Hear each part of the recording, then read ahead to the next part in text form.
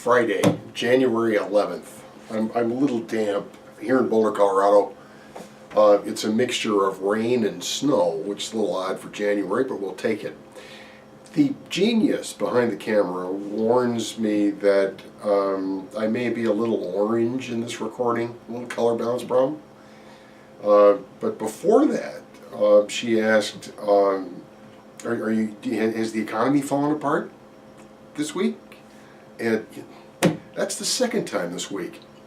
I do long 1-hour annual forecasts this time of year for trapped audiences of real estate brokers and other civilians. And I finished one yesterday, and the first question from the audience was this puzzled, I thought you were going to be worried and we were going to leave scared. What's all this positive stuff? One piece at a time. You know, it's all written down on a copy near the video. This is the first full week of the year with everybody back at work, and markets have settled down. The stock market settled down, the bond market has settled down. The low in long-term interest rates was 10 days ago, and we're still in exactly the same place. The source of calm, perhaps the first source, Chair Powell has had a tough 90 days. And you know, he's a rookie, so we need to be patient with him, but he's making too many mistakes in public.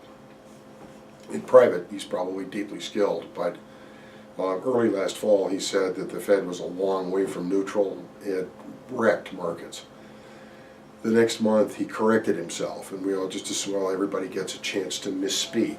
And then the Fed's December 19th meeting, he came out and indicated the Fed was still on a mechanical course to tighten at least 2 more times, and that gave us a holiday period of the most extreme holiday volatility I've ever seen, and the toughest stock market time in a decade.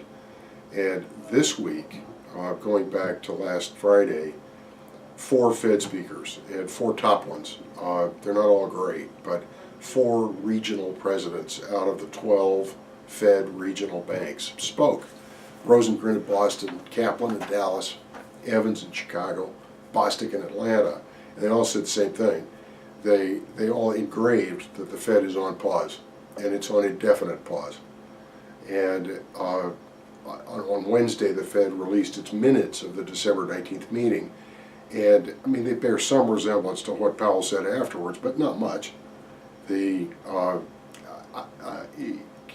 know, it's internal Fed politics, which bores the hell out of everybody, but there's something funny going on, which they'll likely resolve. The Fed minutes are extremely difficult for civilians to read because it's all this official speak and jargon and carefully couched, but if you have that backdrop and read the thing, the Fed's staff was upbeat about the economy. It acknowledged hazards in various places, but said that, you know, its forecasts for a modestly slower 2019 are very much on track. They weren't even alarmed about conditions overseas. They pointed to instability in markets, but that was all.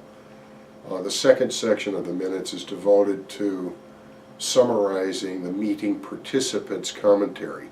Those are the Fed governors confirmed by the Senate, the dozen regional Fed bank presidents, and they were all on the line of, we're going to pause. That's not what we got from Powell in the middle of December. But everybody gets it now. Fed's on pause. Long-term interest rates are down 0.5% in 10 days. Excuse me, in 2 months, but down the last leg in the last 2 weeks. The Fed speakers are careful in what they say. The Fed's not on pause because it's worried about a recession. There isn't any recession in sight. The Fed's on pause because of instability in stock markets all over the world, and only an idiot would continue to raise rates while major aspects of markets are unstable.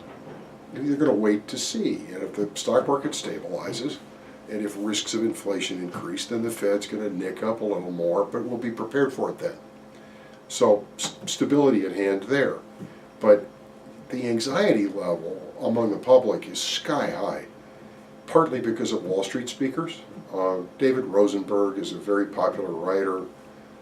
He was an analyst, a top analyst at Merrill for a long time, and now Gluskin Sheff. In the middle of anxiety during this week, he announced that 80% probability of recession in 2019, and the whole U.S. economy is a facade. He may get lucky and turn out to be right, but more likely, it's just attention-getting crap. There's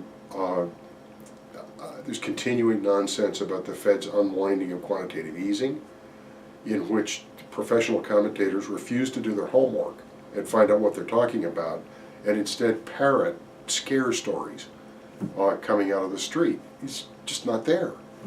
The stock market's difficulties every passing day appear to be more intrinsic to the stock market than predicting any kind of slowdown.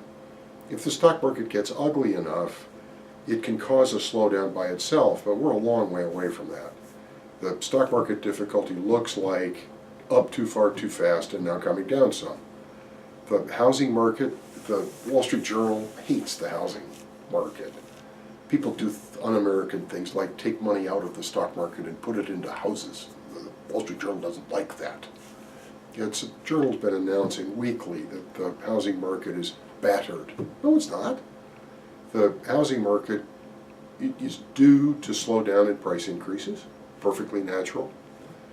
We are slim for both sales and inventory. We're slimmer than slim. That's a shortage of land. That's not people pulling back from the marketplace. There's another cloud of worry about the potential for a yield curve inversion with short-term rates coming above long ones. And I mean, I've lived through 8 or 9 of those. And the mechanism is the Fed pushes up on all rates, the yield curve flattens out, and at some unpredictable moment, long-term rates get high enough that the housing market cracks. And so does loan demand. And so the supply of people trying to borrow drops, and so do long-term rates. It takes the Fed a while to figure out what's going on, and by the time it begins to cut at the short end, we have a recession. We don't have any of that. Don't worry about it. There are things that are risky. I think tariffs are probably at the top of the list. I gave a link in the copy beside this to a terrific, short, clear paper from the San Francisco Fed about imports. And its conclusion is that barely 10% of the things that we buy are imported. There's no reason to pick a fight with anybody. To negotiate quietly without trying to humiliate anyone, fine. But, and then we have, of course, the shutdown in the foreground. It's an awful thing for 800,000 federal employees. But for the economy in the aggregate, it's an accounting error. Now, it may get deeper than that the longer that it goes.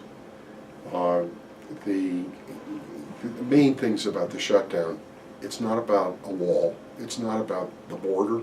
It's not about barriers of any kind. It's about a first-class fight between the President and Congress about who is going to make who kneel. And it's going to work its way out. We've been through periods, nothing is quite like this. There may be an effort to declare an emergency and then to try to conduct government from one emergency to the next and circumventing normal appropriations, but really, it's embarrassing. It produces anxiety, but it doesn't really have anything to do with the economy and jobs and the rest. As weird as it is out there, this is an upbeat week. Have a good weekend.